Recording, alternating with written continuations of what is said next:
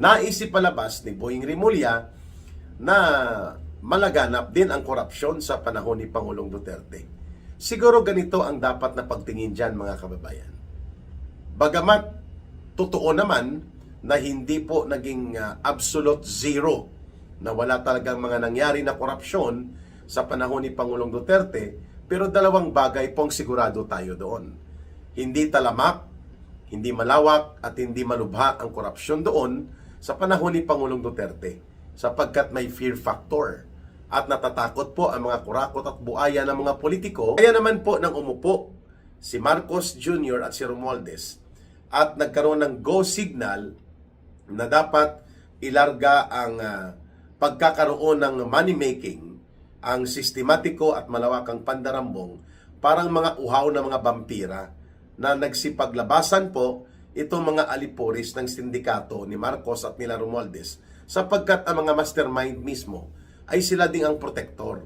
At hindi mo nakakapagtaka na itong mga uri ng kriminal ang gagamitin na kunwari ay may kaugnayan kay Vice President Sara Duterte para palabasin nila na ito ang kinontrata ni Vice President Sara Duterte para magsagawa ng assassination plot or para mag-execute ng planong pagpatay di umano as alleged against the Vice President doon sa kanyang mga emotional outbursts nung nakaraang taon nung sila po ay kinakaladkad palabas sa House of Representatives kasama po ang Chief of Staff ng kanyang Office of the Vice President. Pa na ito ay kumakaharap sa seryosong kaso ng mga malalala at malulubhang krimen ay kaya palang bigyan ng special treatment basta magagamit nila sa kanilang maruming laro sa politika para magkaroon ng political demolition job. Lalo na laban kay Vice President Sara Duterte at kay former President Rodrigo Duterte. Ay pag-usapan po natin itong kwentong kotsero, no? Kwentong kalokohan ni Boying Rimulya patungkol sa mga maleta, mga kababayan. Pilit po na pinagdudugtong ni Boying Rimulya, bagamat wala naman pong katuturan at walang katotohanan sa batayan ng mga pangyayari o batayan ng mga testimonya. Ang kanyang teorya na nagsimula daw ang mga mali-malitang deliveries ng mga perang kinukulimbat sa panahon ni Pangulong Duterte. Of course, with a very obvious purpose na idawit at idamay ang dating administrasyon ni Pangulong Duterte dito sa kalukuhan ng kwento ng tuni-tunilada, mali-maleta at limpak-limpak na mga pera na pinagnakawan sa mga proyekto at pondo ng gobyerno. Yan pong teorya ni Boying Rimulya. Ang sabi ko nga niyan sa isa kong live stream, taktikang squid tactics po ang tawag dyan. Ang pusit o yung pugita po, ito yung uri ng hayop sa ating mga karagatan na mayroong kakaibang kakayanan na umiwas sa mga predators, no? Either ito po ay magpalit ng kulay na parang hunyango, kagaya din po ni Boying Rimulya at ng magkapatid na ito, o kaya magpasabog ng tinta para yung tubig ay maging malabo at hindi kaagad siya makikita at makaiska po siya. Yan pong tinatawag na squid tactics. So itong ginagamit na taktika ni Boying Rimulya, pang psychological warfare operations po yan. He is playing with the mind of the public na gusto niyang ipa-impress na bakit kayo naiiskandalo na may sinasabi itong mga dating sundalo laban sa administrasyon ni Marcos at nila Romualdez at doon sa mga nasasangkot hinggil po sa mga maleta, matagal nang nangyayari yan. No? Gusto niyang palabasin na itong sila Lord Alan Velasco, when they were still part ng pamunuan sa House of Representatives, ay nakipaglaro ng deliveries ng mga maleta kay Saldico. Yan po ang teorya ni Boying Rimulya. Ibig sabihin po, nais ipalabas, no, ayusin ko lang po ang ating iyon. Yan. Nais ipalabas ni Boying Rimulya na malaganap din ang korupsyon sa panahon ni Pangulong Duterte. Siguro ganito ang dapat na pagtingin dyan, mga kababayan. Bagamat totoo naman na hindi po naging absolute zero, na wala talagang mga nangyari na korupsyon sa panahon ni Pangulong Duterte, pero dalawang bagay pong sigurado tayo doon. Hindi talamak, hindi malawak at hindi malubha ang korupsyon doon sa panahon ni Pangulong Duterte, sapagkat may fear factor at natatakot po ang mga kurakot at buaya ng mga politiko, mga diskartidor at mga gahaman na kontraktor at oligarko na magnakaw sa pundo ng mamamayan o sa kaban ng bayan, sapagkat hindi po yon tinotolerate ni Pangulong Duterte. Mayroon din naman pong siguro mga nagdiskarte dito sa tinatawag na SOP na mga projects, no? Na mga 10 to 12% hanggang 15%. Pero hindi po kasing lubha ng pangungurakot at pangungutong na tag 25% to 30% hanggang 40% po ang kinukuha sa mga projects. Kaya wala na pong natitira pa sa proyekto at kung kaya nagiging ghost at halos mga substandard na. So hindi talamak, hindi malaganap, bagkos yon po ay uhaw na uhaw po ang mga magnanakaw at tigang na tigang, wika nga, no, itong mga kawatan during the time of former President Duterte.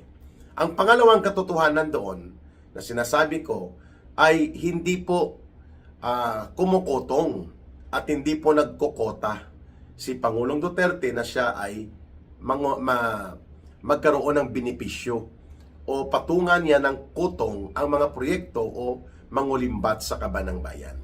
That is very clear. Wala pong pwedeng magsalungat niyan sapagkat totoo po hindi humihingi at hindi nanghihingi o pumapatong ng mga tubo o kaya kutong o kaya kita o mga SOP si Pangulong Duterte. Yun, pwedeng tumayo po yun ganong mga factual information. Pero ang sabihin ni Boying Rimulya na out of thin air, inimbento niya ang kwento without any historical basis or contextual support of circumstances na magpapatotoo na ginawa ni Pangulong Duterte po ang ganong pagpapadeliver ng mga mali-maleta at yung mga tiwaling opisyal during his time ni Pangulong Duterte ay nagpapadeliver ng mali-maleta na mga limpak-limpak na pinagnakawan na pera. Yan po ay kwentong si Boying Rimulya lang ang nag-imbento. Sapagkat bahagi po yan ng tinatawag na taktika ng psychological warfare. Ano pong ibig sabihin yan? Gusto pong ikondisyon nila Marcos at Romualdez na mayroong mga malaganap na pangungurakot na nagaganap during the time of former President Duterte. Kung kaya, ito daw ay itinutuwid nila. At ang maleta operations na ito ni Saldico ay ginagawa niya noon pa man sa panahon ni Pangulong Duterte. Hindi ko lang masabi kung gagaano katakot na takot yan si Saldico kay Pangulong Duterte during his time na hindi siya makadiskarte ng malakihan na mga pangsindikato sa pondo during the time of former President Duterte, dahil pag nalaman nito ni Pangulong Duterte ay talaga namang pong may kalalagyan at mayroon kang pananagutan at mayroon ka pong kaso. Kung hindi man kaso at makukulong ka, baka madisgrasya ka pa. Yan, hindi yan pwedeng baliin ni Boying Rimulya. Alam po nila yan na magkapatid, and even ni Bongbong Marcos Jr. na natigang po itong mga magnanakaw na mga politiko.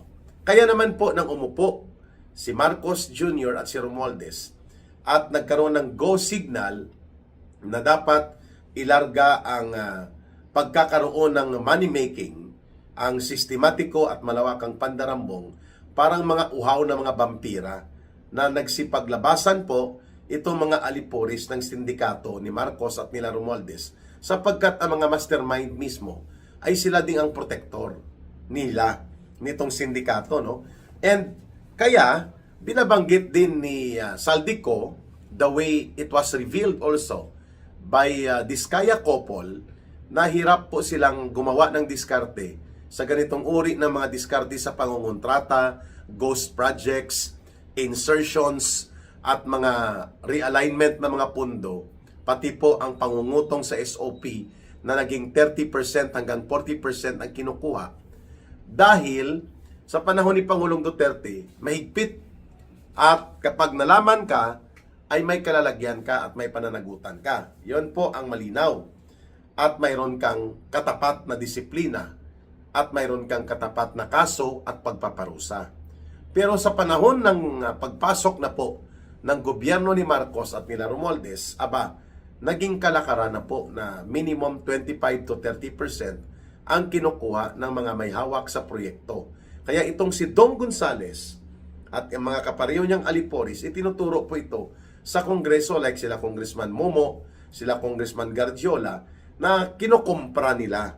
Ino-wholesale nila ang mga projects dahil nandyan sila, nakadikit kay Martin Romualdez, kasama sila sa sindikato, kukuha na nila ng proyekto, for example, worth 1 billion pesos na project. Ilalapit nila yan sa mga politiko o mga congressman o senador o kaya sa kontraktor at mag-cash advance sila. O ito, bibigyan kita ng 15%, ibigay mo sa akin yung proyekto mo. Tapos ako na bahala mag-implement. Pero pagdating kay Gonzales, for example, kay Dong Gonzales, naging Senior Deputy Speaker of the House ito, lalapitan niya naman ang kontraktor. Sabi niya, i-advance mo ako ng 25%. O, ito ang proyekto sa iyo, 1 billion. So, 40% na kaagad ang mawawala sa proyekto. Di po ba, mga kababayan? Kaya, ang natitira na lang, kalahati o wala pa sa kalahati sa pundo. 500 million na lang ang ipapatupad sapagkat pinagkakitaan na. At kikita din dapat ang kontraktor. Walang ganyan na uri ng mga diskarte sa panahon ni former President Duterte. Kasi lagot ka at talagang may kalalagyan ka kapag nangyari po yan. Kaya itong kwento ng mga maleta ni Boying Rimulya, kwento po ito na parang sinabi niya, once upon a time, there was a giant na nangangain ng mga bata, pero may matapang na bata na lumaban sa kanya at ang pangalan niya ay Jack na nakatira sa beanstalk.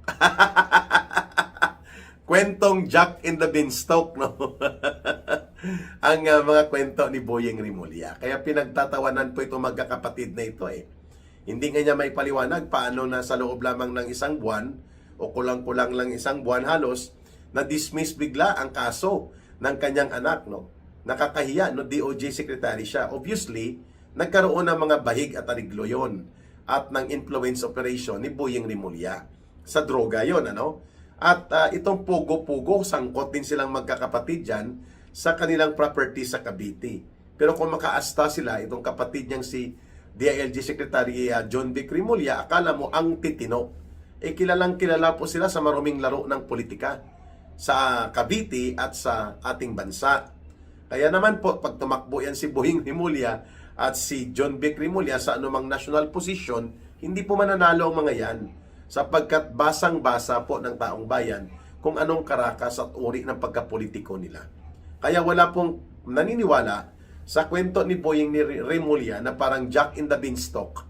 Akala niya mga batang payaso o kaya mga batang paslit ang kanyang kaharap nang sinasabi niya na ang maleta deliveries ay nagsimula yan at nangyayari yan sa panahon ng former administration. Kaya ito lang po ang masasabi ng taong bayan sa iyo. Tigilan mo na yan, Boying.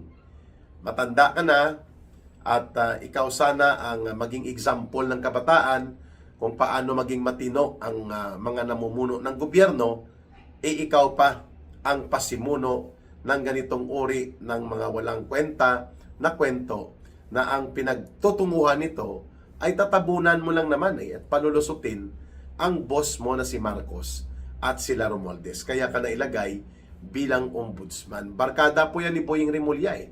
Si Martin Romualdez, barkada niya po yan, ka-fraternity brad niya po yan, mga kababayan. So, wala pong direksyon ito ang ombudsman, kundi palabasin po na nagsisinungaling at walang kredibilidad itong mga 18 former soldiers at sila ay ginagamit lamang sa politika. The usual tactics na tinatawag nating squid tactics. Magpalabas ka ng intriga, gawin mong malabo ang issue, iiwasan mo, and then magka-counter-attack ka para hindi na mapag-usapan ang issue.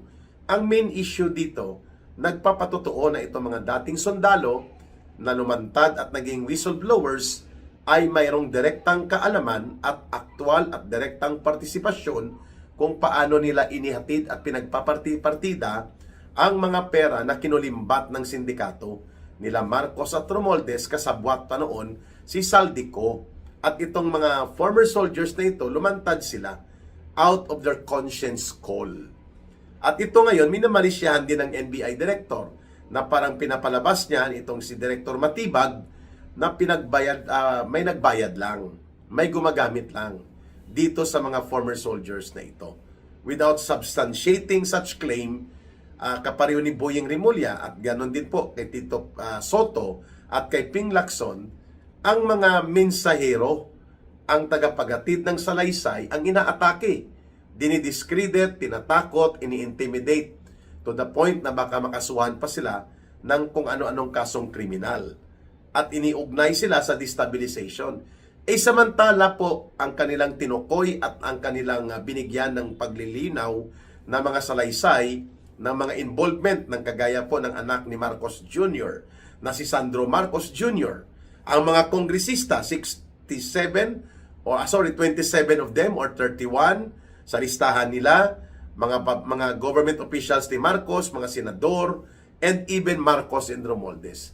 Bakit hindi yun po ang ginawan ni Boying Rimulya ng case build-up ng NBI ng thorough investigation in coordination and in support sa ombudsman effort? Bakit hindi yan binuksan ng Senate Blue Ribbon Committee hearing ni Ping Lacson kung wala kayong itinatago at kung wala kayong mga pagtatabon-tabon at manipulasyon na ginagawa? Huwag nyo kasing gawing bobo at mga tanga ang mga Pilipino. Hindi po tanga, hindi po bobo ang mga mamamayang Pilipino. Marunong po silang mag-obserba, marunong silang umalam ng katotohanan, at later on, kaya na rin po nila yan panindigan ang pagkilos sama-sama upang baguhin na po ang nabubulok na sistema ng kasalukuyang administrasyon at gobyerno nila Marcos at Romualdez. Pahinga ka na sa banga, Boying. May mga tumatawag na tuloy sa iyo na mga netizens, may kung ano-anong katawagan na medyo pangit na. Ang isang katawagan sa iyo ay tinatawag ka ng Boy Agnas. Sabi ko sa netizen, bakit naman Boy Agnas ang tawag mo kay Boying Rimulya?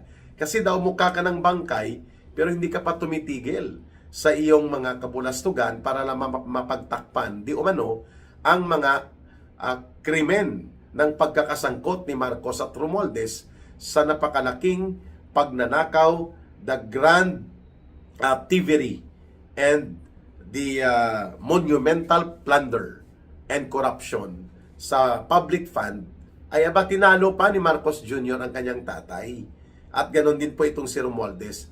At lahat ng mga aksyon ni Boying Rimulya, ang lahat ng kanyang maniobra, pati ng kanyang kapatid na si John Vic Rimulya, ang NBI at pati itong Senate Blue Ribbon Committee at ang mga silent majority sa Senado, led by Ping Lacson and Tito Soto, iisa lang po ang kanilang motivation, ay i-preserve at ipanatili po si Marcos sa poder at kapangyarihan kahit pa na ito na ang itinuturo na pinakasentrong utak sa pagpapatupad ng malawakang pandarambong at sistematikong korupsyon. Bakit?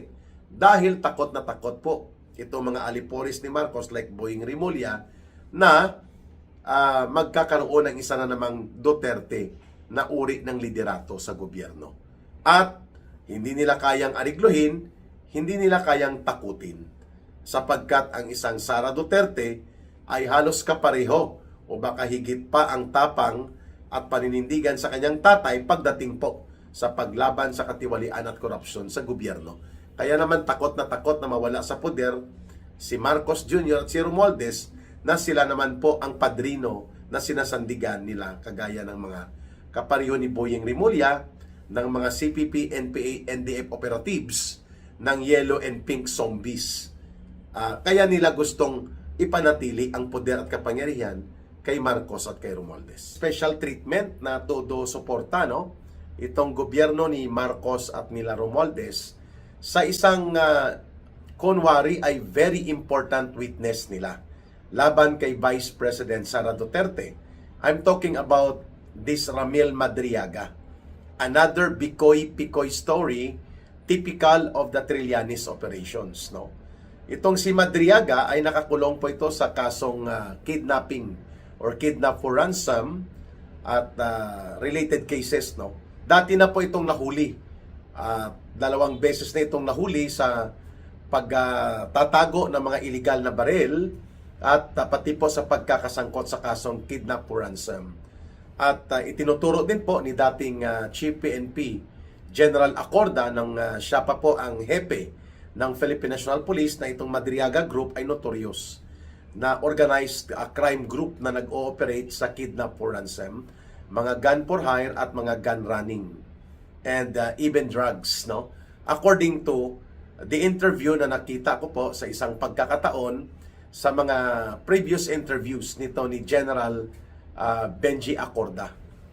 At hindi mo nakakapagtaka na itong mga uri ng kriminal ang gagamitin na kunwari ay may kaugnayan kay Vice President Sara Duterte para palabasin nila na ito ang kinontrata ni Vice President Sara Duterte para magsagawa ng assassination plot or para mag-execute ng planong pagpatay di umano as alleged against the Vice President doon sa kanyang mga emotional outbursts nung nakaraang taon nung sila po ay kinakaladkad palabas sa House of Representatives kasama po ang Chief of Staff ng kanyang Office of the Vice President.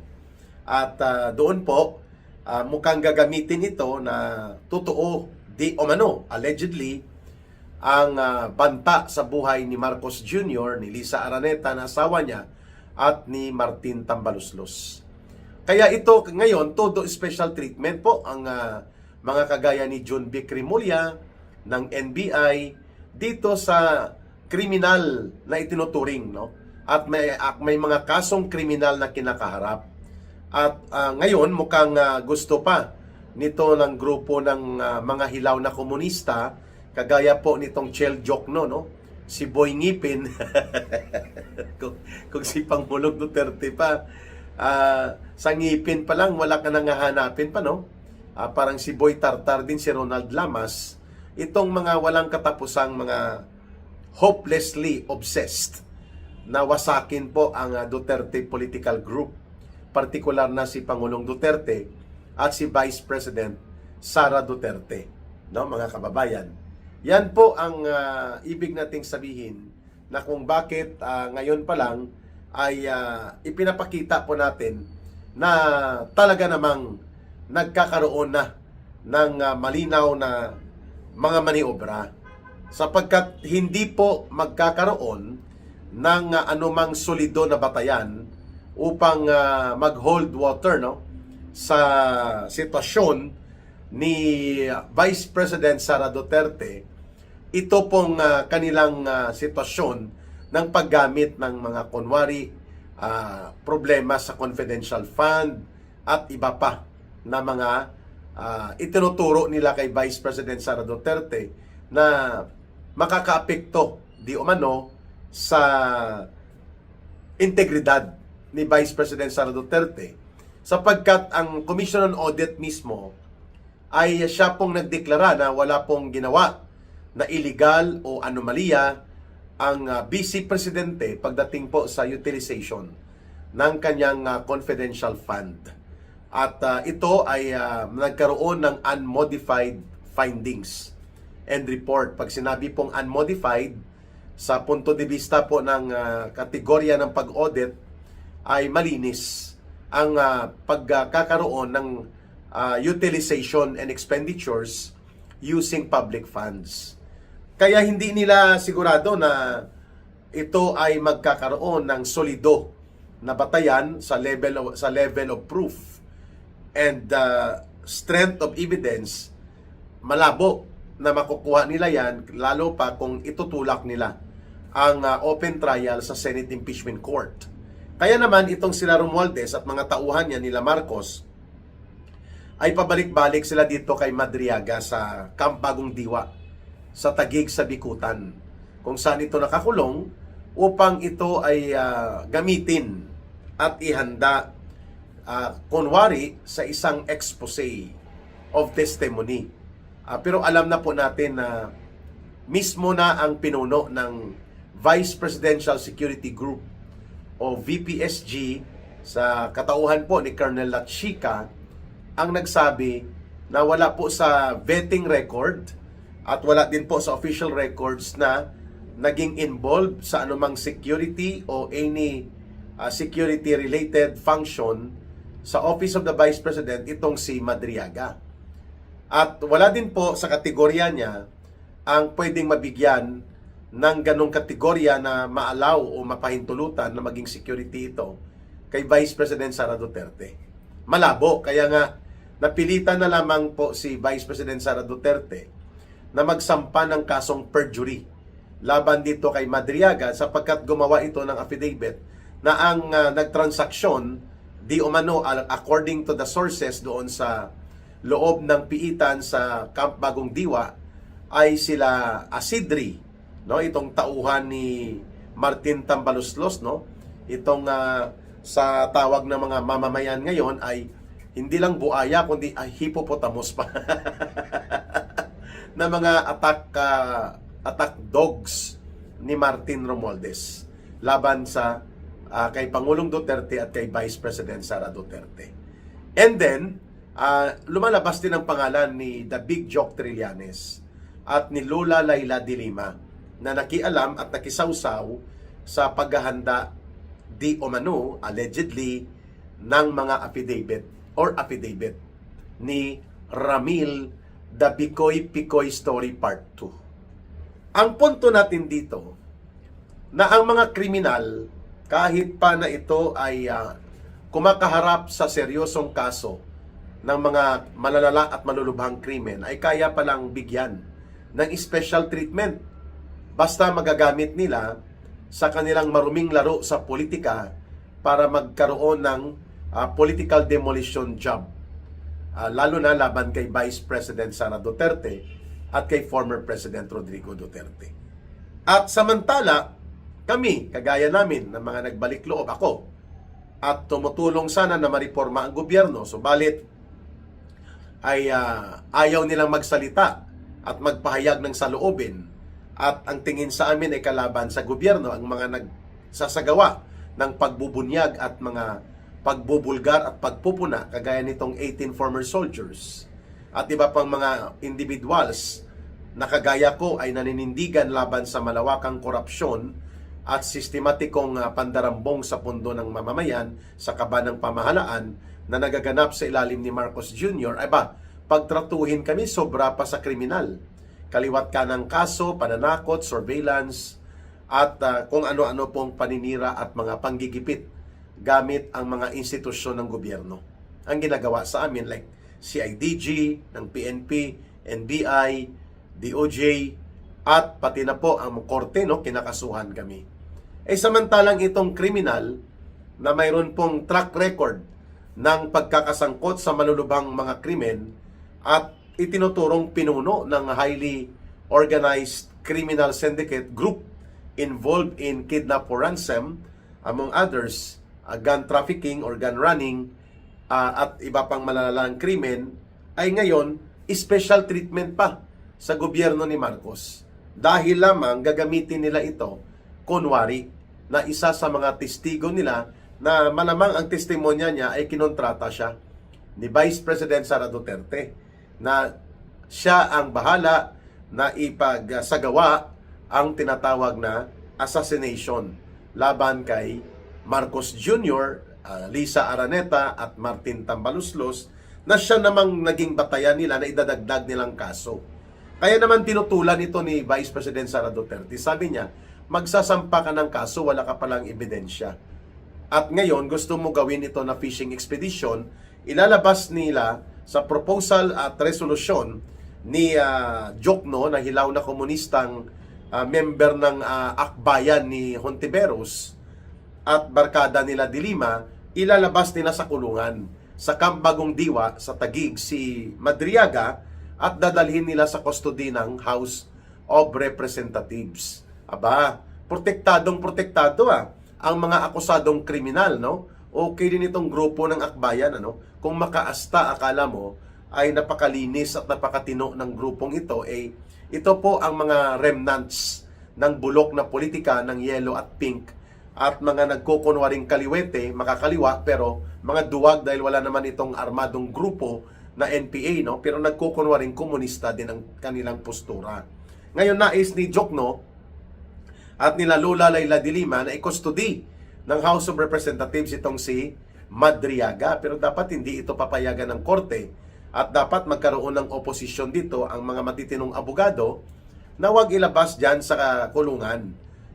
Instead, dapat pabilisin nga ang desisyon ng korte dito para matula na ito ang akusado sa krimen na kidnap for ransom, itong si Madriaga. Instead na mag-avail siya ng special protection and special treatment mula sa gobyerno ni Marcos.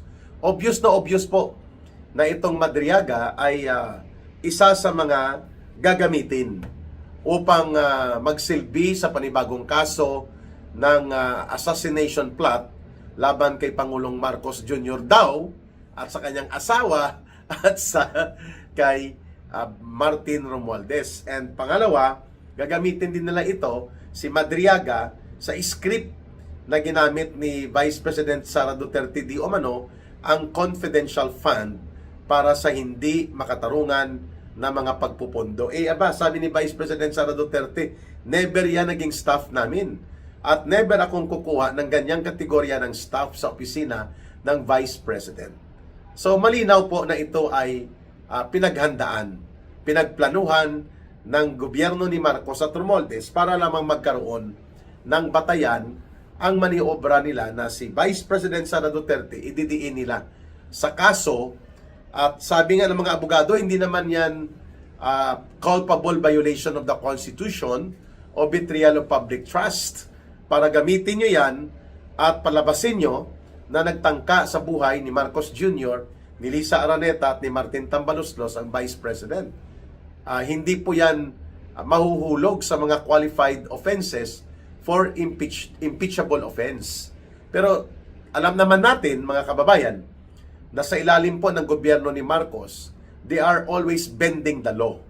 They are always trying to circumvent the law. Iniikutan nila ang batas, binabaliktad nila ang batas, at ang malala, they are weaponizing the law. Ginagamit nila ang batas para po atakihin ang mga karapatan ng mga mamamayan, lalo pa ang tinatarget nila na nakahanay sa kanilang perceived political enemies. So, itong hakbang na bigyan ng special protection, special treatment, si Ramil Madriaga, nakakahiya at nakakagalit po ito na ganun nakababa ang inabot ng pagkamarumi ng laro sa politika sa Pilipinas, that even criminals will now be utilized to make a scripted attack of demolition of the personality and integrity of the Vice President para lamang masunod ang luho at kapritsyo nila Marcos na magkaroon ng kaso laban kay Vice President Sara Duterte. Pero sa tingin ko, hindi to papayagan ng Senado Kahit pa umakyat sa Senado ang impeachment na complaint nila, ang articles of impeachment, it's another thing kung itong uri ng diskarte na gagamitin parang Bikoy-Pikoy story, itong si Madriaga ay papayagan sa Senado. That's another story na titingnan natin kung makaya nilang ilusot yan. Nandoon naman ang ilang mga senador na matitino pa at mayroon pang paninindigan, kagaya po nila Senator Alan Peter Cayetano, nila Senator Marcoleta. Pero itong desisyon ng pag-transfer into the custody of the House of Representatives kay Ramil Madriaga, ginagapang na rin po nila sa korte. Sapagkat may pending case po ito na non-bailable si Madriaga sa korte. So ang korte po ang magdedesisyon kung papayagan nila na magkaroon ng transfer of custody. Just because the Marcos and Romualdez administration wanted to have Madriaga so long time ago na maprotektahan nila ito at magamit sa kanilang maruming laro sa binaloktot na impeachment complaints nila against the Vice President. Exactly, yan po ang pinuna at pinuntuhan ng Korte Suprema na hindi dapat pinaglalaruan at ginagamit sa anumang pang politikang makitid na interes ang impeachment. Yan po ay sagrado. Hindi po yan instrumento para habulin mo at ipitin mo at i-eliminate mo ang iyong kalaban sa politika na hindi mo kakayaning matatalo mo o tatalunin mo sa eleksyon. At ang Vice Presidente at ng kanyang opisina, hindi po yan dekorasyon, sabi ng Korte Suprema. At yan po ay isang constitutionally mandated successor to the President. Tapos kung babastusin at gagamitan nyo ng binaluktot na impeachment process ay ganun na lang. Kaya nga ibinasura ng Korte Suprema ang naunang attempt nila, Marcos at Romualdez at ng mga alipores nila na mapa-impeach si Vice President Sara Duterte.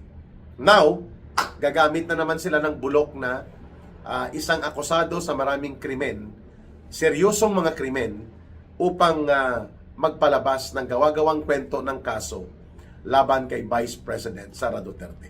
Abangan po natin, mga kababayan, kung mayroong hakbang ng ilang mga abogado na magbibigay po ng paghadlang sa korte na hindi qualified itong si Madriaga para bigyan ng special protection at special treatment sapagkat ito po ay isang mersenaryo, bayaran ito na uri ng personalidad na ginagamit ngayon ang pagpapalusot sa impeachment participation niya as a witness di umano upang makalusot dito sa kanyang pagkakakulong sa kasong kriminal na kidnap for ransom and other cases.